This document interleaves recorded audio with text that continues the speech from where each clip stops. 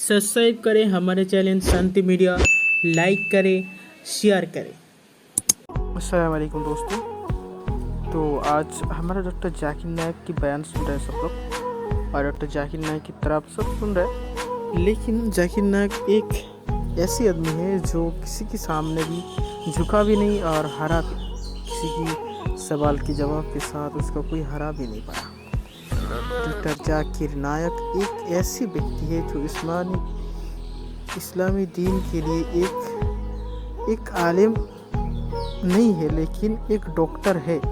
लेकिन डॉक्टर होके भी इतना भी इस्लाम के धर्म के बारे में जानती है जो आज तक भी किसी गुरु व किसी आलिम ने हरा भी नहीं पाया। हमें जाकिर नायक की वक्तव्य सुनते रहे। गुनाह किसने किया? मांट मीट खिला के तुमने किया, अंडा बंडा खिला के तुमने किया। वैसे व्यासपीठ से ये सब नाम नहीं लेने चाहिए, पर आई एम सॉरी, मैं थोड़ा एक्सपोज कर रहा हूं। क्यों कर रहा हूं? क्योंकि ये उदाहरण है हमारे इतिहास में।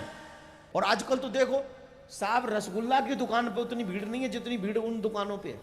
एक और बात बता दूं, अगर आप मांस खाते हो, अगर आप गंदी चीज खाते हो, आपके विचार कभी शुद्ध नहीं हो सकते, कभी नहीं हो सकते, कभी होंगे नहीं।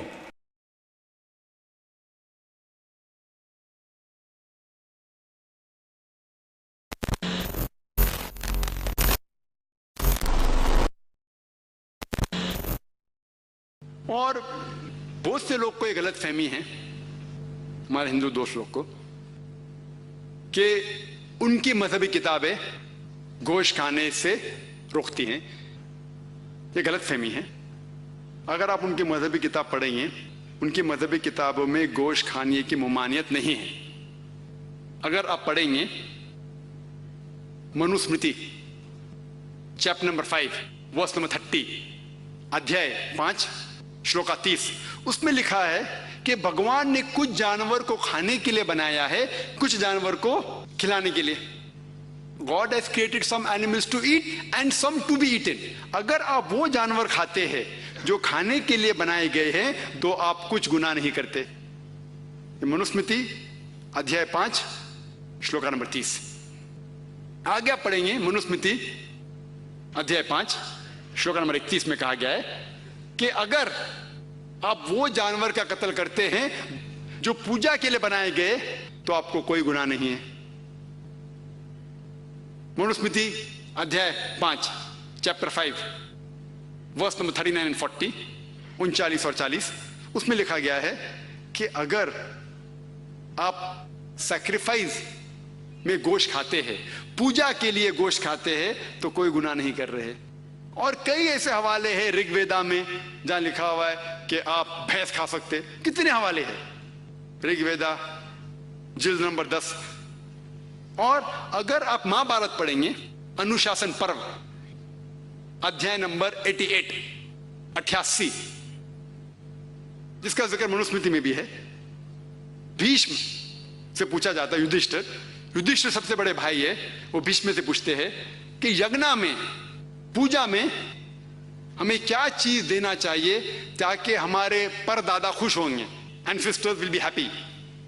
तो भीष्म जवाब देते हैं कि अगर आप भाजी, फल और चावल देंगे तो हमारे परदादा 1 महीने के लिए खुश होंगे। अगर फल, भाजी, चावल देंगे 1 महीने के लिए। अगर आप मच्छी देंगे तो 2 महीने के लिए। अगर गोश्त देंगे तो 3 महीने के लिए। अगर खरगोश देंगे तो 4 महीने के लिए। अगर बकरी देंगे तो 5 महीने के लिए। अगर सुअर देंगे तो 6 महीने के लिए। अगर परिंदा देंगे तो 7 महीने के लिए। हिरन देंगे तो 8 महीने के लिए। ये मेन्यू है, पूरा लंबा है। आखिर में कहा जाता है कि अगर आप भैंस देंगे तो 11 महीने के लिए, और अगर आप गाय देंगे तो 1 पूरे साल के लिए हमारे परदादा खुश होंगे, और अगर आप राइनोसरस देंगे तो हमेशा के लिए खुश होंगे। तो अगर आप हिंदू मजहबी किताब पढ़ते हैं तो इससे यह मालूम पड़ता है कि हिंदू मजहबी किताब के अंदर भी गोश्त खाने की ममानियत नहीं है।